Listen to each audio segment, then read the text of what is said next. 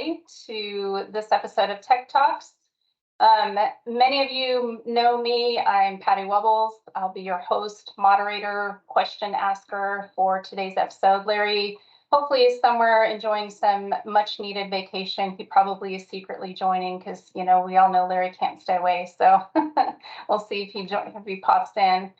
Many of you know me already. I'm part of the digital asset emerging technology team, but I'm my sole purpose here at SRM is client manager for the Southeast region. Again, we're recording this. We'll have it posted later. We are posting our recordings now to YouTube, and so please share and tell all your friends. As always, we want to encourage others. If you're, any comments, experiences, questions that you may have, please feel free to chime in. And until you're talking, though, if we could mute just to avoid any background noise. We have the raise your hand feature on here as well. That's helpful for Jeff and I to keep an eye on it. Or feel free to type a question in the chat or responses or links or anything that you want to share with the group. We appreciate that as well. We are going to try a few other poll questions along the way, again, just for some interactions on this particular topic. So you may have received or seen the unedited email describing today's Tech Talk and our theme that Jeff and I were talking about when we were preparing for the call. We had talked a lot about deconstructing and reconstructing this whole core fintech space. And as we started talking about more, I was getting hungry, and I said to Jeff, I think about all the chefs that are now preparing these meals where they're offering up these deconstructed meals. So they've taken it all apart and we see all of the ingredients, and then we can put it back together the way we wanted it. So in honor of that, I also ate at Chipotle last night. So so today Jeff's going to step us through where we've been with digital, where we're headed with fintech. We've just different ways to think about it as we've gotten used to, especially a lot of the areas where we have got core and a lot of the applications all in one place. And now there's starting to emerge some other options, other ways of looking at things to kind of pull off some of those layers and deconstruct it and maybe recreate it the way you want to in your different organizations. So many of you know Jeff. You may have had the opportunity to work with him on a project. Jeff's probably one of my favorite SRM colleagues right now, not to have favorites, but just one of my favorites. We've had, you can pay me later. But I have had the privilege of working with them recently on some core projects, some digital transformation strategies, and he really does know his stuff. So it's exciting. It's exciting to see our SRM team completely elevate in this particular area, and Jeff is a huge part of that. So welcome, Jeff. Thank you for being on our Tech Talks. So before we start on your background, just in the spirit of spontaneity, first, I want you to tell us something about yourself that most people may not know, at least that you're willing to share, but what's something about you that you don't have in your standard background deck that you're about to share with us? Oh, geez, I knew you're going to throw a curveball at me, so I really appreciate that, on the fly. Geez, let me think. If I had to think of something, and I see Cody on, so I know it's unfair. He probably knows, but I am definitely a wannabe real estate investor. That'd probably be something that not a lot of people know. If I could change careers or do anything different, it would definitely fall in line there. So I'd say that's probably it, and that, just spending quality time with family on a lake is kind of my ideal situation and what we like to do. So I guess that's something not a lot of folks. Awesome. Thank you, Jeff. Well, so now just if you want to step into, I think you've got a deck, step into your background, how you ended up at SRM. Jeff is the director of our FinTech Advisory Services. And just give us a little bit about your background and how you came to SRM. Yeah, thanks, Patti. And everybody, thanks for joining. Really appreciate it. Core is always something that people think of as like a fax machine or something that's, not extremely interesting. And that's just not the case. So definitely want to talk a little bit more about strategy and not your typical conversation around core. And that's really what I've been doing my entire career. So I've been in fintech for almost 2 decades now. Or actually 2 decades, in different roles, different capacities. And, wasn't what I planned to do right out of school, as nobody else really does in the fintech space usually. But definitely came by way of acquisition, spent a lot of time doing online account opening, consumer mortgage and commercial loan origination. And it really kind of piqued my interest into the back office and really how to drive transformation and digital strategy, core transformation, leveraging, back office strategies, because you can't really perform a digital transformation unless you have that foundation correct. So that led my path all the way through core banking. So I worked for Finastra for a long period of time, helping those clients and institutions go through digital transformation, core transformation, all the strategies that kind of surround that with the ancillary products, et cetera. And so here at SRM, definitely using digital and core as that lens to look at fintech advisory is kind of an interesting concept, kind of unique to us, I think, and important to our clients and how we look through that. And definitely excited to share not the typical things about core today, again, like I mentioned. So different strategies, open your thinking, leveraging the burrito or the taco analogy of deconstructing and unbundling and going core agnostic and not being so reliant on or dependent on a big core provider is kind of the topic of the day. So Jeff, what is, I guess if you had to think about what's the most exciting thing about right now in this space? Most exciting thing right now, I think, is that, technology has evolved so much. Definitely coming off of, 2021, 2022, the CARES Act and FedNow and all these things are really fast tracking the need for core transformation. So in my world, that's pretty exciting. So it's not all about just, let's shop. The core contract is coming up for renewal, so let's negotiate with the incumbent and try to get a better price, which definitely happens. Now it's more, leveraging the incumbent, seeing what else they can do, pushing those boundaries, partnering with firms like us to do deeper discovery and strategy work ahead to kind of better prepare for those conversations. And what I'm seeing is a lot of institutions more than usual.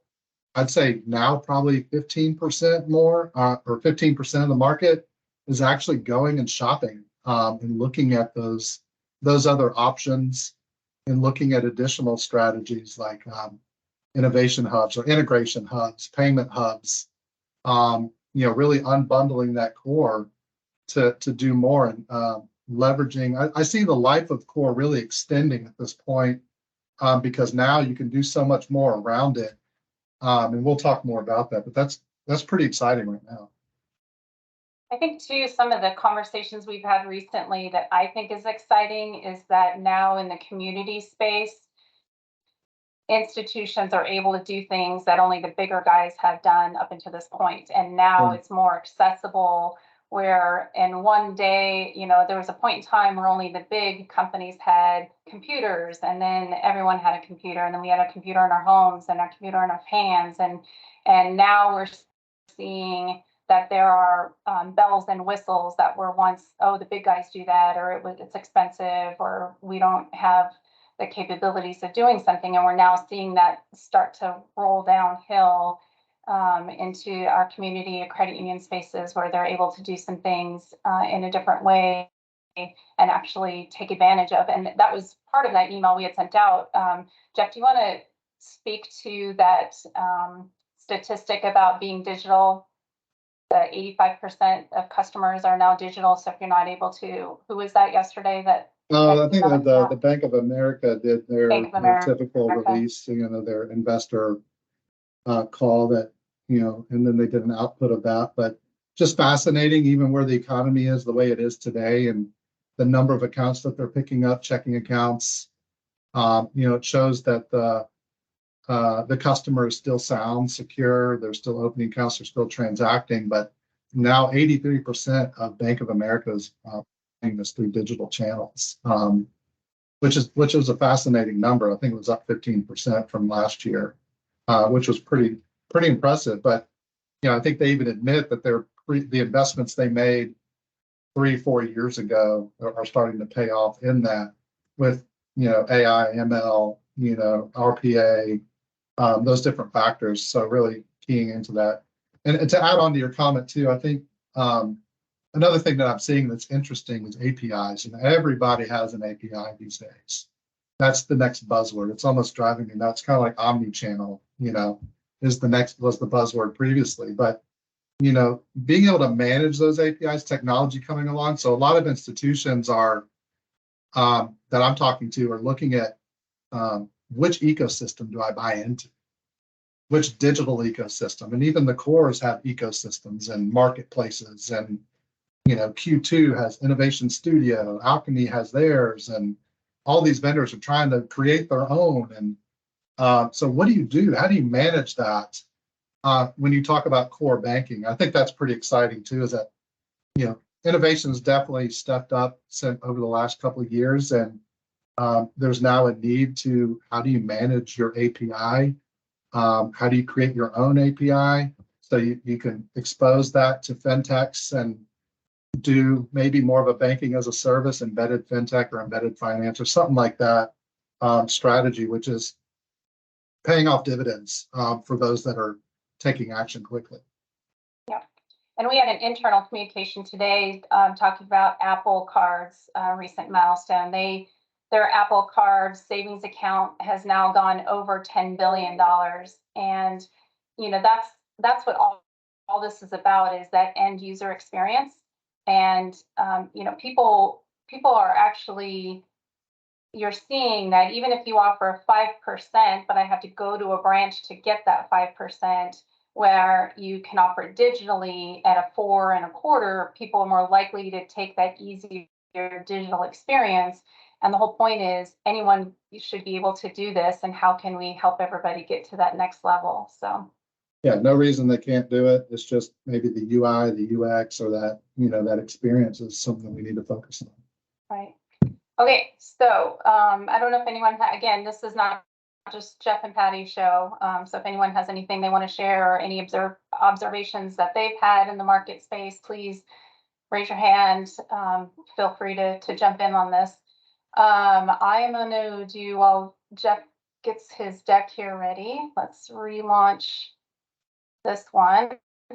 So next question for everyone is, how happy are you? how happy are you or satisfied are you with your core provider? Are you happy?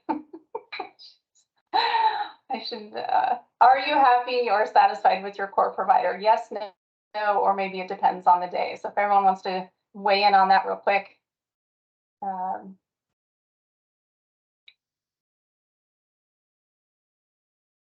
Bolton's can respond. You get it. There we go. We got some. All right. I will close that. Just another fun export those. Okay. And then the next question that we have is, it's hard to talk and do this at lunch. Are you talking about or thinking about possibly changing your core or digital strategy in the next 2 to 3 years? So we wanted to know how happy or satisfied you are with your core, but now what are the options? Are you even thinking about making any changes to your core? So yes, no, planning on it a little bit further out than the next 2 to 3 years, or maybe if anyone wants to weigh in on that question.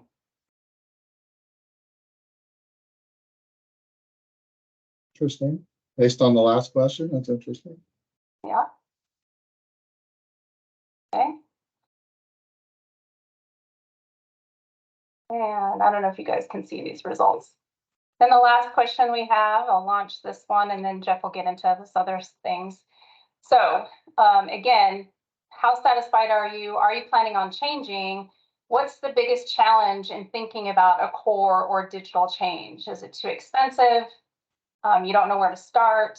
You don't have the right staff in place. Maybe the contract's out further than 2 to 3 years. Change is hard. Maybe all the cores are the same. or all of the above? That's the last poll, so. Really appreciate everybody participating. That's awesome. Yeah, I'm not sure if you guys can see the results, but we'll have them posted too here. All right. Okay, closing the poll. Here we go. All right, Jeff. Awesome. Well, we did those questions and those polls primarily as a, in 2022, the ABA did a survey of a lot of institutions. I was just wanting to get a feel for the folks that are part of Tech Talks. But what was really interesting, and it's almost in line, well, not quite, but I think more than what was polled here, and I didn't get a chance to look really quickly, but nobody was actually satisfied with their core provider. I see a lot of it depends upon the day, other reasons, but not many of them were satisfied. But of that subset of clients or institutions that were surveyed said, but they weren't going to make any changes. I'm not satisfied, but I'm not going to make a change here. It said 67% or so. I said we're looking. So that was actually fascinating too. If you're satisfied, why are you looking? And that's something I'd like to dig into, and that's why I wake up every day and do what I do. It's just to understand that and create strategies and different approaches to how to go about doing that. So that was really interesting. So love to dig in more, and that was really fascinating. So again, back to the ABA, it was nobody was satisfied, but nobody was going to make the change. And so the biggest question is why not? And so that's always good. Change is hard. It's always a difficult thing. So when we look at core transformation, we want you to think differently about it. It's not a technology decision. It is a business decision. So really, it takes a lot of work up front. You got to start 2 years out from an expiration, or at least have a good understanding of your contract, what's been going on. Sometimes people come and go, and vendor management is tough. You're managing so many vendors. It's always good, especially for a mission critical system, to understand that and engage with a firm or do it on your own, but align your goals and your strategy to better partner with your core provider or look for another one. Really, core and digital is an enabler of that strategy. So helping you and make more informed technology decisions when you put on the hat of this is a business decision instead of a core technology stack decision. But that's always definitely an important factor looking into it. And starting early and preparing the organization, take the surveys, do the hard work of interviewing the team and creating maybe a little committee or a SWOT analysis of what's going on in the organization related to the core. Are the tellers satisfied? What do the tickets look like, and what's going on there? And if you decide that, hey, we're going to kick the tires, we're going to look for a new core, preparing that organization that change may be coming. So it's a marketing strategy internally. All this starts way ahead of time, and having a good partner to kind of help take that journey with you before you actually engage the provider or the market with it is definitely very important. Maybe coming up with creative names for the projects, to get the staff on board and get them excited, and with the ability that, hey, we might make a change. And it's always important. I think if I leave you with anything on this slide than anything, it's future proofing. Never go into a core, even a renewal, or just an engagement without the mindset that we could make this change. That gives you much more leverage with any vendor, the new vendor or the incumbent. But if you have the organization on the mindset, hey, we're going to shop the market, and if we see something we like, we need to be prepared to execute and not be reliant on a vendor or feel like we can't do this. So there's a lot of prep work that needs to occur up front. Again, defining the strategy, aligning it to the overall strategy of the organization, making those informed tech decisions, preparing the organization, and not just making a small subset committee.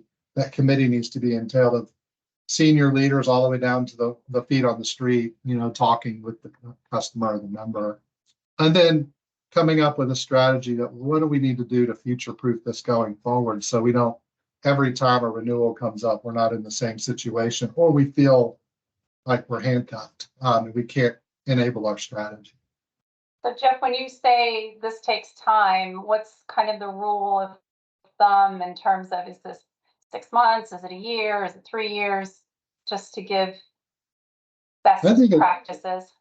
I think it's ongoing in a way. You know, core isn't something you just set and forget. I think it needs to be nurtured. It needs to be changed. It needs to be always updated. So continuously thinking about it, but nobody does that very well.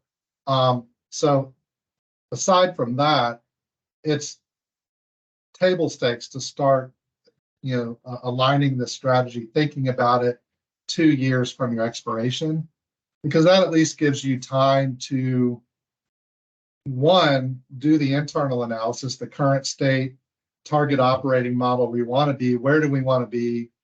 It also gives you time to do the discovery work, partner with a firm, facilitate those meetings, and design the, you know, the board presentations that would be needed, and then to also execute a strategy to go shop the market, do the right due diligence, risk assessments, things like that, and then ultimately picking the right partner, and then actually doing a conversion.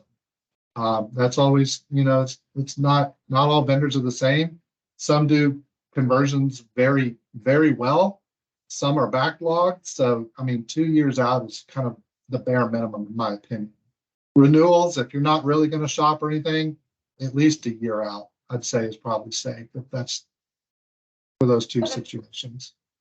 And I want to throw it out to the group too. Does anyone have any best practices, or if you've been through a conversion, or if you've been through something like this, something that resonated with your team that helped, or even something that you went through that and were like, oh, note to self on the next time I do this conversion to know to do this or not do that? Anyone have experience or want to weigh in on that?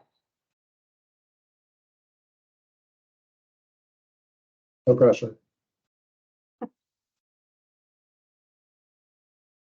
All right, I guess you're the expert, Jeff. All right, sounds good. We'll keep going. So let's talk about more fun stuff. Like how to look at a core when you're doing the analysis. There's a lot of firms out there that say they just do core. You know, that we're good at core contract negotiations, aligning cultures with vendors and all that kind of good stuff. So it needs to be thought of more holistically. So it's really important to take, you know, look into account, do that grunt work up front. What does our modern core banking platform look like for us? It's different for everybody. It means different things to different people. So we want to look holistically at the organization, and core is really supposed to do, you know, it's supposed to give you access to your data when you want it and how you want it, and not penalize you for that. You know, exposing all access to the data, not just 85% of it, et cetera. So business intelligence is one area to really think about core. Everybody's thinking of a data. I'm talking to more and more credit unions and banks that are creating data strategies using data hubs and a data lake or a warehouse, something like that. But they're not looking at modernizing the core stack and having that API and that access to that data. They're looking at, you know, filling in my card data and other external data that the core usually doesn't hold. So combining those two strategies is very important to drive actionable insights, make decisions, and better cross-sell, automated cross-sell, not pushy, and maybe helping create a sales culture. Also, we recognize that the system of engagement now is more important than the system of record. So that digital channel is always going to be very heavily data focused. You know, that needs access to data. So these all go hand in hand together. And then how do we keys to success? How do we track and measure success when we look at core? And there's always different KPIs to look at. One that we always focus on is that account opening experience. That first experience that member, that customer has with your organization. is through the account opening. So being able to have the right APIs, the right workflows, the right automation, all that goes in line to having straight through processing to the core. So we always have our institutions and all of our clients think about these areas that are so important when looking at the core. It's not just about the core, it's everything that touches the core. It's a business decision, not a technology decision, just kind of recapping that. But everybody probably on the line is familiar with our ability in payments, payments being so critical. If you're running a memo post system, real-time processing is going to be a little tough, now that, Zelle and FedNow and all these payment hubs are starting to make progress.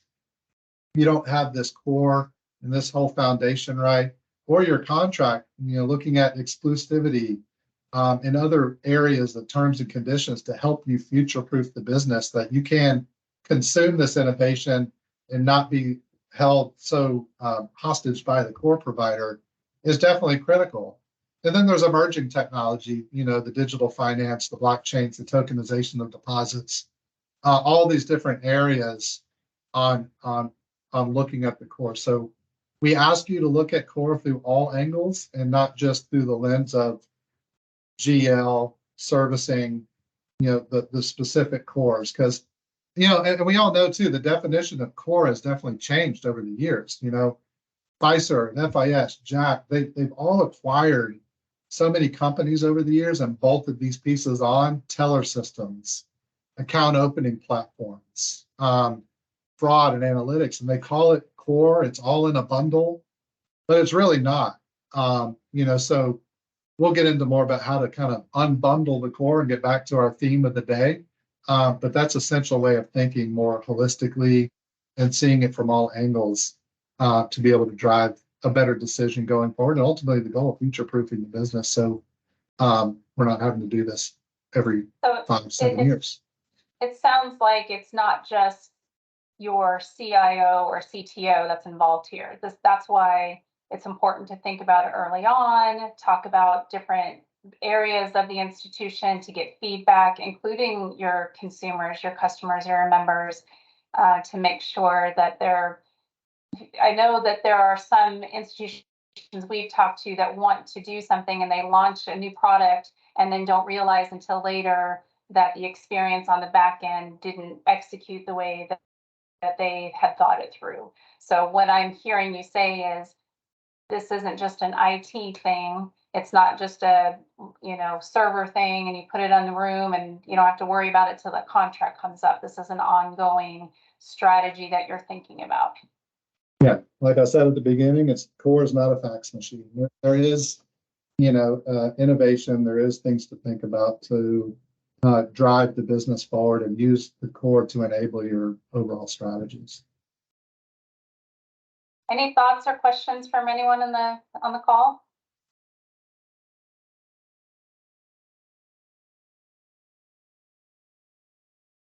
And yet, we're going to get somebody talking, so we'll just keep going. So maybe the next few slides will spur some thought and explore some new strategies and ideas. But when we think of core, everybody thinks of the big three, the big four. In the credit union space, even less. So we always think about what's going on new in the industry. Every vendor will say they have a cloud offering, and that the definition of cloud may not be fully defined because there's a difference. There's cloud native core platforms that were built from the ground up within a public cloud environment like Google or Azure or AWS or something else. Or they say it's a cloud, but it's actually a private data center, a private cloud. So there's different aspects to it, but there's definitely different functionality and tendencies. So they're agile from birth. So they're agile development standards, agile way of thinking, and aligning that culture to yours is definitely a challenge. But it's an interesting time to do that. They're all componentized. That are microservices architecture, event-driven type messaging within the core platform is driving a lot of innovation. There's a a bank in Arkansas that has launched one of these core platforms that I think it was Thought Machine, and they created a commercial leasing product on the blockchain with smart contracts driving a lot of the rules and policies and underwriting standards and decisions that are really critical to driving the business forward. And it's all automated. So they really changed that culture, went to more of an agile methodology and opened that platform up and designing some pretty unique use cases. It's also less expensive and easier to maintain. You're getting unlimited computing power, so it's moving everything from historically a CapEx model with core platforms and licenses and servers and all those things to more of an OpEx model. So there's a different way of looking at the ROI that we need to really think differently about and factor in opportunity costs. Because as you consume your core, instead of having it in such a box, it changes the structure. So moving that forward. So more and more of these platforms are becoming more affordable. And they're designing, we've all seen a churn. I'll pivot a little bit, but we've all seen a churn of staff from some of your core providers. Some of that talent has left, but I would argue they've left and gone to fintechs or other fintechs, other modern cores that are hiring them. And so the compliance is getting better. Being able to do commercial lending is becoming better. Collections, like a full core stack is being developed. Also, third-party integration and efficiencies with API architecture is definitely unique to these, and that's kind of their value proposition. And it gives you a lot of options and faster time to market. So I keep going back to the CARES Act and the PPP program because it was so painful for some, but those that had invested in these kind of technologies really came out ahead because they were able to, flip on a web application, have it straight through process, real-time decision, all the way through to sometimes distribution. It was pretty incredible to watch. And then others who had very manual processes, had to load these loans manually, board them, underwrite them, and then have a backlog, and they were prioritizing certain businesses over others. So this helps. Really what this is doing is eliminating the bias out of decisions with automation, which is critical to do and drives a lot of efficiency. And those that have these platforms are driving a lot of business forward as well. So again, what I'm hearing you say, because you are way into this more than I am. So the most important thing that I'm hearing you say is looking at core differently now, that it isn't the days where, oh, I've got Jack Henry and whatever they offer me, that's what I'm going to go with. This is the ability for any size financial institution to say, here's who my core is, but here's what I want to do in these other spaces.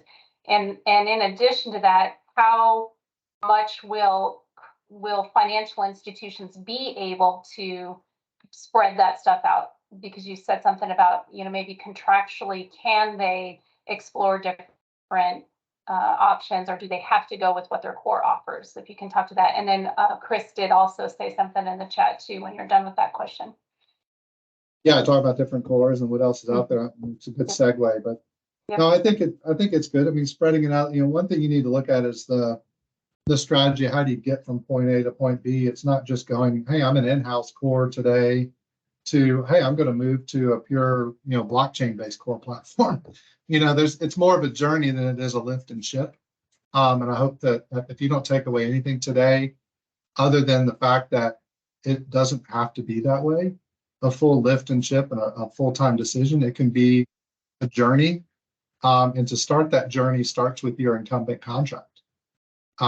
We need to, if this is a decision or strategy the institution wants to endure, we need to look at that contract and understanding all the terms, exclusivity being a big one. A lot of these, if you're running deposits on, I'll pick on Fiserv because they're the biggest, but if I'm Fiserv and I have a client that's running deposits on my platform, I don't want them to be able to run deposits on another platform at the same time. That's the way they think. I think those times are definitely changing. we're seeing some success, and they're seeing a lot of buildup from their customer base saying, we need options because we can't be held to your roadmaps. And so we're seeing that clause being considered more heavily. And what that enables you to do is you're future proofing your contract so then you can actually execute on the strategy of a sidecar core strategy. That's an area, that's a topic that's coming up more and more. So being able to leverage a strategy to plug in one core to another, and move over time. Unbundling, getting back to the theme of the day, from unbundling from one and starting fresh on another, maybe creating a digital brand or something to help me be more feature rich on my products. Core systems have a hard time doing sub accounts. So having a team account or a more feature rich type checking account, keep the change type features, functionality. What else? My thing, drawing a blank on some other features that you can do in checking these days with some of these more modern cores. But if you're designing them on this smart contracts, it's a universal product engine in most cases. So what you do in one product, you can do it for all. So it just makes it a little bit more capable of executing on digital strategies and digital transformation than it does with the legacy providers in waiting. I want to start it. If you want to create a new CD these days, if you don't have it in-house, you're waiting 3 months or whatever to get the product done, where you should just be able to flip a switch and be able to control your own destiny that way. So you said Chris's question was a good segue. Yeah. There's a lot of challengers out there, I think, to cores. Fiserv actually figured this out a couple of years ago, that cloud native platforms are starting to become more popular. International core providers are starting to make better headway in the US market with US compliance, and understanding community banking, community markets, and what they're doing. So they acquired a company called Finxact, which was a headless core. It was an agnostic core. And calling it core is probably not, I wouldn't define it as a core. I look at it as more of a product, a feature-rich product. But I think Fiserv has a strategy and understands that DNA, Premier, Portico, all these cores eventually are going to want to migrate to a cloud-native solution. And Finxact is a way for them to give them an easy path to cloud in more modern technology stacks. And the fintech ecosystem is far advancing and going further past what the core systems can do. The APIs need to communicate, and I'll get into other strategies because they don't all do that today very well. Some are REST, some are SOAP, some are HTTPS or whatever, whatever the messaging is, it's hard to communicate. So that's a good example. I already gave the example of Thought Machine. So if you Google them, you'll see a large $20 billion regional player launch that commercial leasing product on the smart contracts and blockchain, which is good. Technisys, if you have a nice, a good sized development team, I think is a nice looking product. They have an account opening system as well. So when you think about my earlier slide at looking holistically at the organization, they have some unique components that are native. So you don't have to be all best in suite, which is a topic that gets thrown around a lot too. Some of these only do core, some of them have core and digital. But if you have the right ecosystem, you can plug and play these days, no code, low code environments, to be able to add and adjust your strategy on the fly. Temenos is another, and there's some of them are more larger core focused, but I'll stop there and see if there's any questions. I see some popping in through here. I know this will probably come up, but this came up on a call that we had together a couple of days ago, and I think this is coming up in your slide deck. But the thought that a financial institution doesn't have to have a developer on staff with a lot of this new way of thinking. So that's why when we had the question earlier, maybe you don't feel like you have the right tech stack or the right staff to do a conversion, knowing that a lot of these areas offer that type of de facto position, shouldn't stop you from being able to look at this. Right. No, there's strategies for that. Like I said, buying into the right ecosystem is important. If you have the right ecosystem, you'll have that open API. And API is defined differently for everybody. To me, it needs to be machine readable. It needs to be in plain English, easily consumable, and reusable for different use cases. That's not the case for all API providers, all APIs that are out there. So great segue into this piece, which is another way of looking at digital and core transformation. And, yeah. And as you're talking, Jeff, I just want to take a quick poll for the audience. If you have heard of this hub integration, do a thumbs up. If you haven't heard if this concept is new, thumbs down. But I think that'd be interesting just to know, because this is an exciting area. I'm super interested in where this is headed. But keep going, Jeff. Yeah, no problem. I think so. I can spend a lot of time here. I've been digging into this space for some time. Even in my previous life, did a lot of work around this space.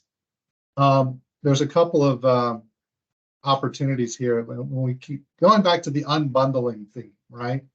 So how do we unbundle? And like I said, the life of core can be extended now because you can just get down to the bare bones of what the core does best. Like I also said before, they've acquired companies over time. Some of them are, core systems look like they're becoming payment organizations, and they're not investing where they should in all aspects of the core. So, looking at controlling your own destiny, it's looking at, the contract and being able to execute on a strategy, but also adding what we call an interoperability layer on top of the core system. So you can extend the life of your legacy system and be able to create an API hub, which helps you manage all these APIs. And it allows you to have all your third-party integrations into your own middleware, your own hub. And then you can expose this API out to any fintech you want. Two guys in a garage can have access to your API. And to your point, Patti, some of these firms have developers that would help, sit in the boardroom with you on an annual or quarterly basis and understanding where you're going, what you're looking at, and tweaking the APIs as necessary. And you don't have a development team, this is a strategy that you could consider because you can take these third-party vendors that you have, plug them in, and then you only have one connection to your core system. So ultimately, you can, if you talking to the other day, I'll pick on FIS. There was Exchange middleware, and they had 8 or 9 licenses for Exchange, and it was used in custom ways. You can eliminate all of that and have one connection for Exchange to your hub, and then add everything else in. And it's all reusable. So if you swap out one fintech provider for another, it won't interrupt any of the other APIs or any of the other workflows or anything occurring. So when I look at core integration hubs, it does a few things. One, it helps someone that thinks that they have to do a core conversion, which is always the last thing you want to do. You need to be prepared to be able to execute on that if really needed. There are divorceable issues sometimes. There are challenges, and you need to get to a new partner, which is understandable. But sometimes it can be fixed, and we can pull pieces out of that core, save you some money, and plug in and help you look for the best hub partner, and help strategize around that. And then ultimately, when you want to unplug that other core system, you plug your new one in, or say you do some M&A activity, you acquire a core, you can plug that other core into your hub very quickly and move things over and have a much smoother experience, and ultimately, switch your core over time. And that can be a sidecar core strategy using these hubs, or it could be just extending the life of your legacy platform, but still executing on your digital strategy.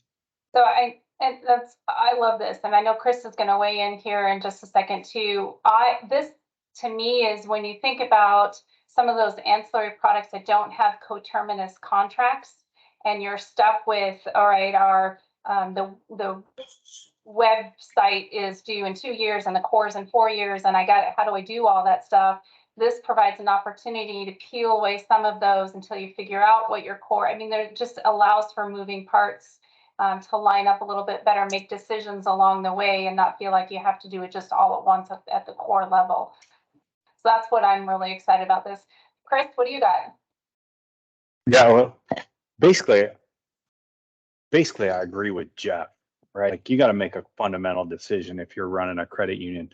Is your core relationship busted and you need to get off of that core relationship, right? Like, if you're with Fiserv, my guess is that core relationship is busted and you need to get off of it, and you need to go to correlation, or they're sunsetting things. Right. Yeah, exactly. Right. Or rumors of. Yeah. And then you have to make a decision about, all right, do I switch from one Fiserv core to the other and let them buy the business? Instead of spending 10 million to go to Jack Henry, I can spend 5 and stay on Fiserv, right? Or do you need to go to Correlation or Scimitar or Ultrax or Open Banking or whatever?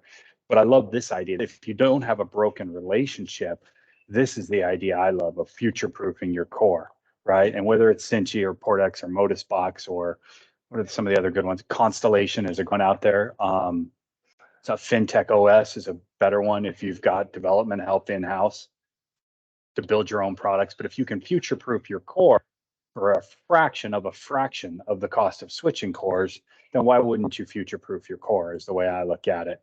Right. So I love these solutions that you're showing here. I've done a lot of work with Constellation. They've got a great model there for 70% of credit unions that don't have massive in-house development talent. That's a great solution where you can plug in whatever you want. And then fintech OS is a great solution for the 30% that have in-house development work, and people like to build their own stuff. There are plenty of credit unions out there love to build their own stuff and have their own development teams. I think this is the better path. And then you get to the point where the core is just a dumb pipe processing transactions, which is what they should be, right? No talent. Right. If you're a talented developer, a talented project manager, you're not going to Jack Henry, you're not going to Fiverr, you're not going to Correlation, you're going to the fintechs that are out there. You're going to Portex and Modusbox and Constellation, Fintech OS. That's where you're going if you're not being hired by Google, right? I think you can't compete with Google, but all right, anybody else should have a spot. Or you're going to some of these larger, they're doing more banking as a service, the Thought Machines or the Mambus or the other core systems that are working on a fintech strategy. They're trying to be a core for fintechs, to be able to offer Apple cards as an example, or things like that, MindSpring and other things. So no, it's definitely, we see a lot of momentum in this space.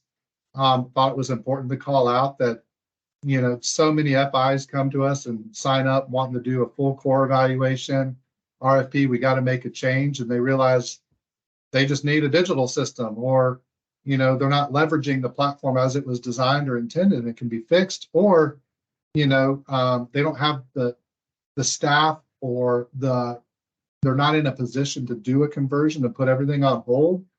This is a way to, hey, let's do a short-term renewal strategy with your core provider. Let's look at the strategy in broader detail holistically, and look, bring these parties to, we're agnostic, so we're not pitching any one of these three. There's, like you said, there's Nextsoft, which is another one that's more point-to-point integration.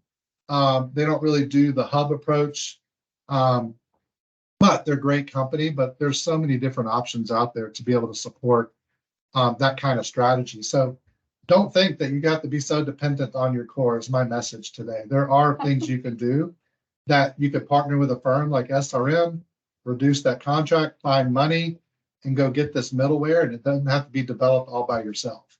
There are off-the-shelf strategies that allow for you to take more control now, and you don't have to wait. So Jeff, we are coming up on our little bit towards the hour. I know this was probably the slide that you really wanted to, from a visual standpoint, step us through. If you want to do that real quick. We can share with the team and do that. This is just an example, and I pulled it of, what a core isolation blueprint would look like. It's kind of, that same, those hubs, but what it would actually look like. You have those 3 different components, and those hubs are usually presentation layer APIs, business layer APIs, things like that, and then your data sources underneath it.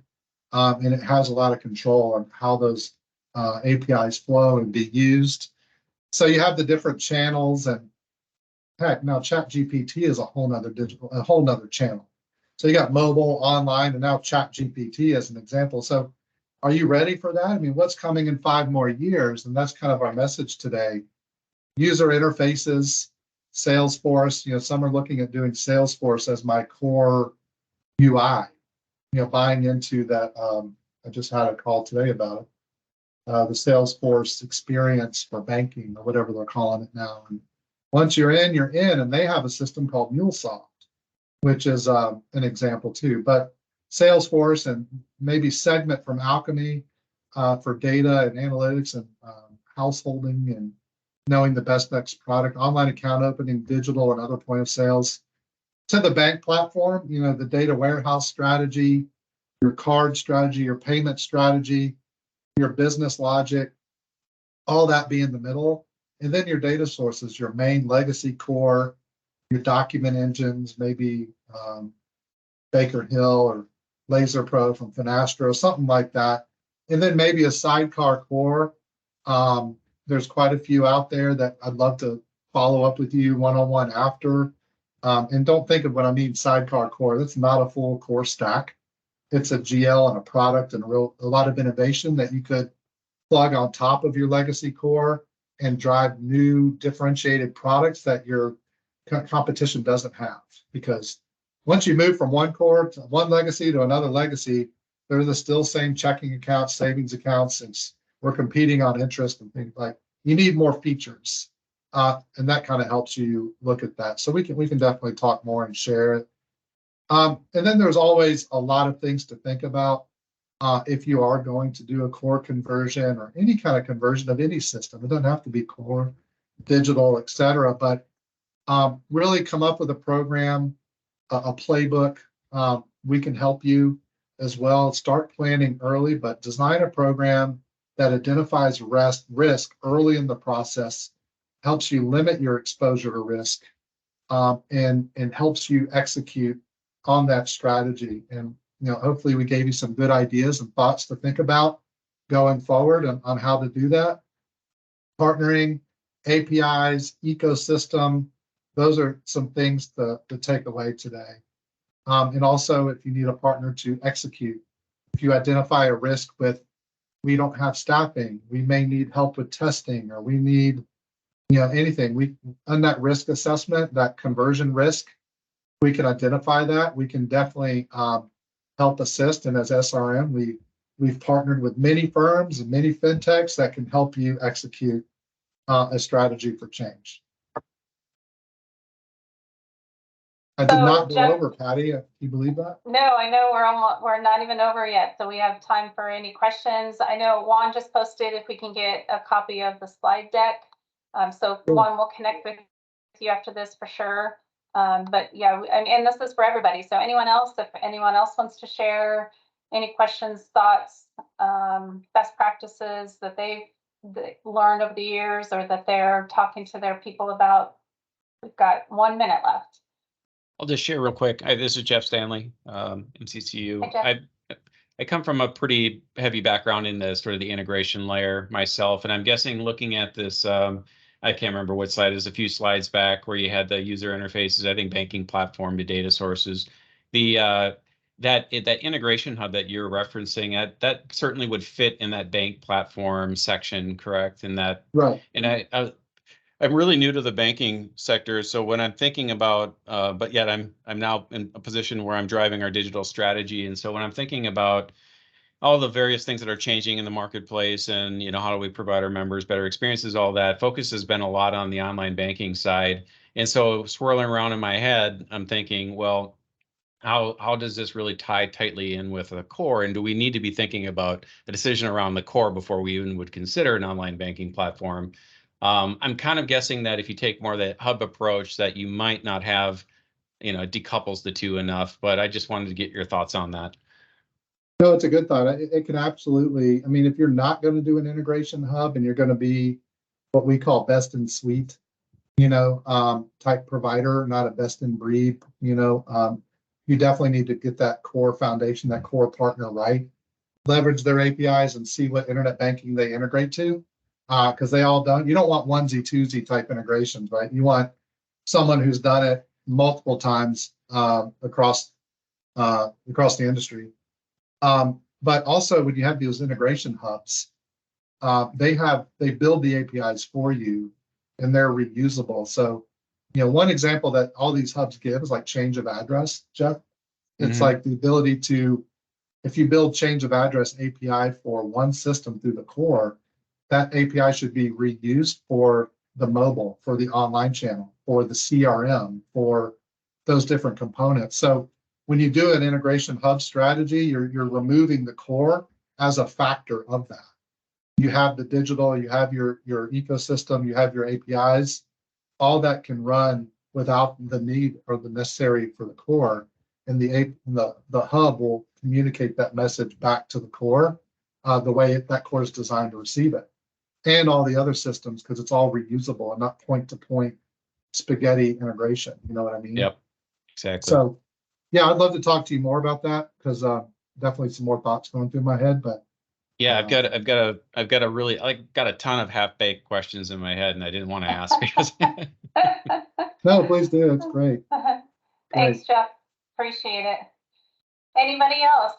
We'll get it all. And thank you all for being here. Thank you for enduring our polling questions because we were messing around with it. And we'll go to Chipotle again tonight, I guess. Yeah, now I'm hungry. Thanks. All right. Thanks everyone for joining us for this week's Tech Talk.